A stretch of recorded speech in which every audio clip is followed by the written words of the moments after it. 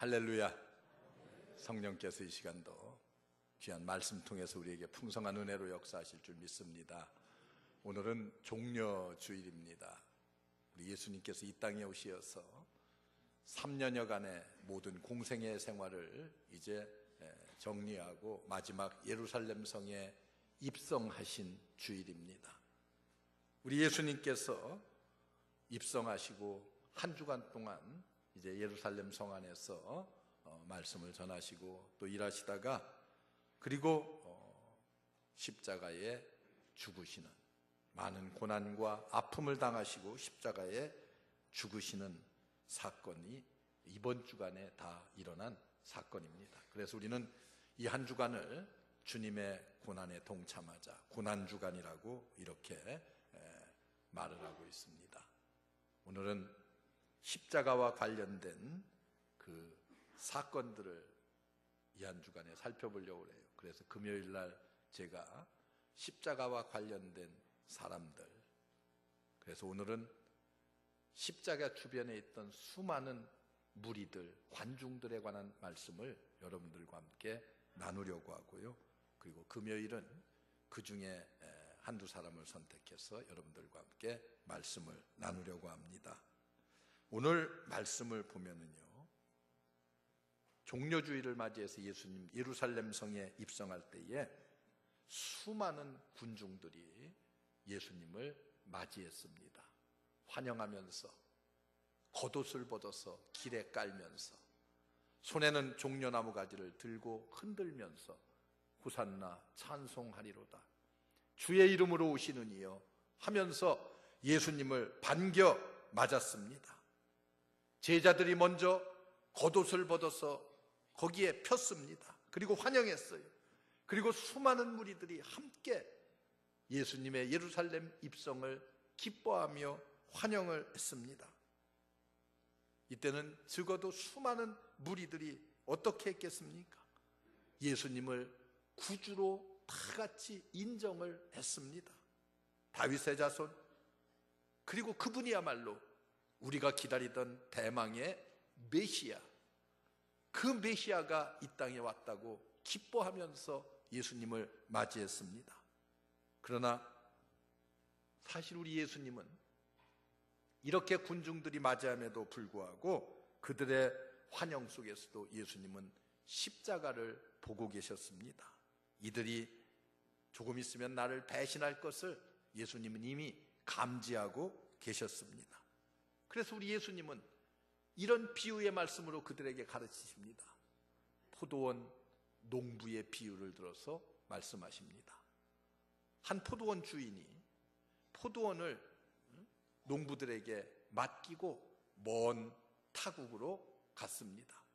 그리고 이제 과일을 거둘 때가 되어서 사람들을 보냈어요. 종들을 보냈습니다. 그랬더니 그들이 종을 다 가는 족족 죽였습니다.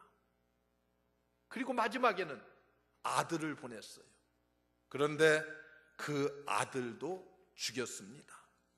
이 비유를 통해서 아들까지 죽이는 이 농부의 비유를 통해서 많은 무리들이 예수님을 십자가에 못 박을 것을 이미 예고해주고 있었습니다.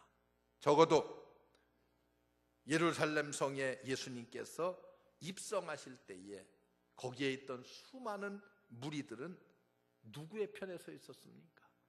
예수님 편에 서 있었습니다. 예수님 편에서 예수님을 메시아로 인정하면서 예수님을 환영했어요.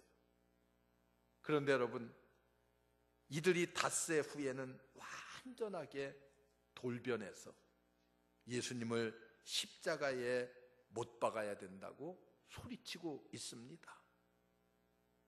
첫 번째 얼굴은 군중들의 모습은 어떤 모습입니까?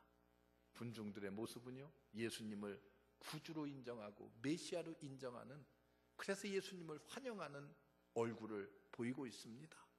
그런데 두 번째의 얼굴은 어떤 얼굴이냐? 오늘 20절의 말씀을 보시면은 대제사장과 장로들이 무리를 권하여 바라바를 달라하게 하고 예수를 멸하자 하게 하였더니, 이렇게 말해요. 대제사장과 장로들이 모여서 회의를 했습니다. 그리고 바라바라고 하는 죄수를 풀어주고 예수님을 십자가에 못 박자, 이런 결의를 하고, 그리고 군중들 앞에 나가서 그들을 선동하기 시작을 했습니다.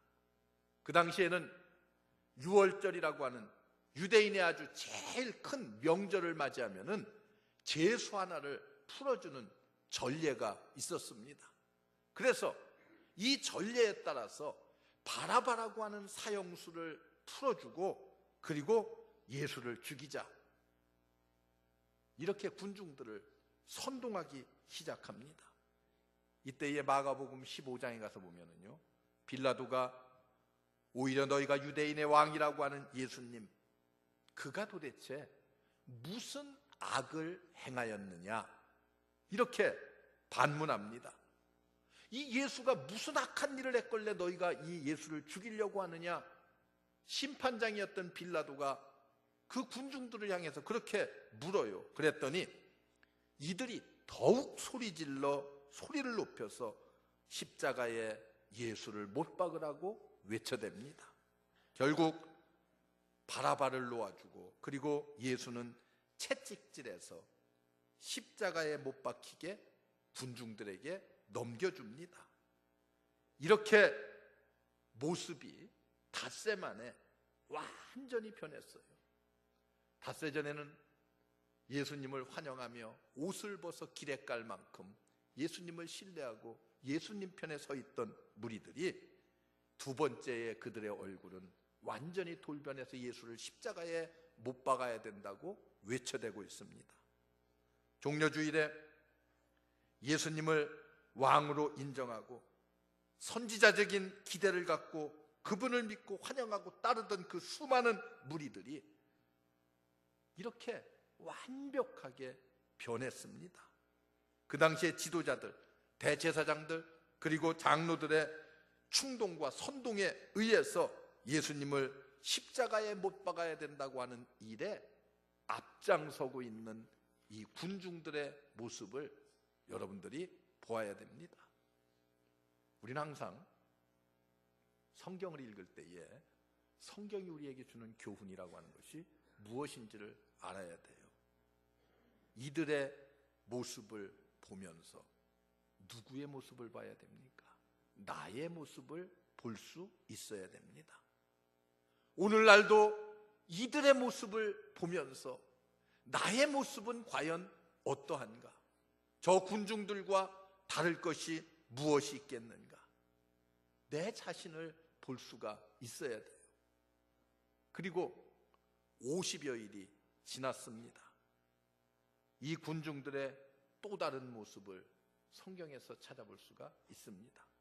사도행전 2장에 보면은 오순절날 베드로가 성령이 충만해서 많은 무리들에게 복음을 전합니다.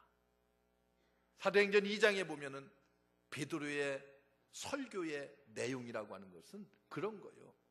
예수 그리스도의 십자가의 사건을 그들에게 말하면서 십자가의 복음과 그리고 부활의 복음을 전합니다. 예수 그리스도께서 부활하셨다고 하는 이 놀라운 사실, 여러분들의 눈으로 직접 보았던 예수 그리스도의 부활의 복음, 그 복음을 이 베드로가 수많은 무리들을 향해서 증거하고 있습니다. 그랬더니 그들의 반응이 어떠했습니까? 사도행전 2장 36절 37절에 보면은 저희가 이 말을 듣고 마음에 찔려 베드로와 다른 사도들에게 물어 가로되 형제들아 우리가 어찌할꼬? 어떤 모습입니까? 베드로의 설교를 듣고 저들의 마음이 찔림을 받아서 우리가 어떻게 하면 좋을꼬 하면서 사도들 앞에 나와서 무릎을 꿇고 회개하는 모습을 볼 수가 있습니다. 회개하는 얼굴. 성령께서 강림하시고 사도들이 메시지를 전할 때에 저들은 가슴을 치면서 통곡하며 하나님 앞에 회개했습니다. 우리가 어떻게 하면 좋을까? 우리가 왜 이렇게 했을까? 그들은 십자가에 못 박히신 예수님, 그러나 우리 주님은 이런 일들을 통해서 어떻게 하십니까? 엄청난 주의 사역을 완성하십니다. 인간의 잘못 때문에 하나님의 계획이 수정되지 않습니다. 하나님의 경륜을 하나님은 이루어 가십니다. 이 군중들의 세 가지의 모습을 우리가 성경에서 보았어요. 예수님을 메시아로 알고 환영하던 모습, 닷새가 지났을 때에 예수님을 십자가에 못 박아야 된다고 소리쳐 외치던 저들의 모습, 그리고 또 50여일이 지났을 때에 베드로의 설교를 듣고 가슴을 치면서 통곡하며 회개하는 군중들의 모습을 우리가 보았습니다. 오늘을 살아가는 우리들, 특별히 이 고난주간에 예수 그리스도를 묵상하며 예수 그리스도의 십자가를 묵상하는 우리들에게 이 군중들의 모습은 어떤 교훈을 주고 있습니까? 특별히 오늘은 두 가지의 교훈을 여러분들의 마음판에 새기고 돌아가시기를 바랍니다.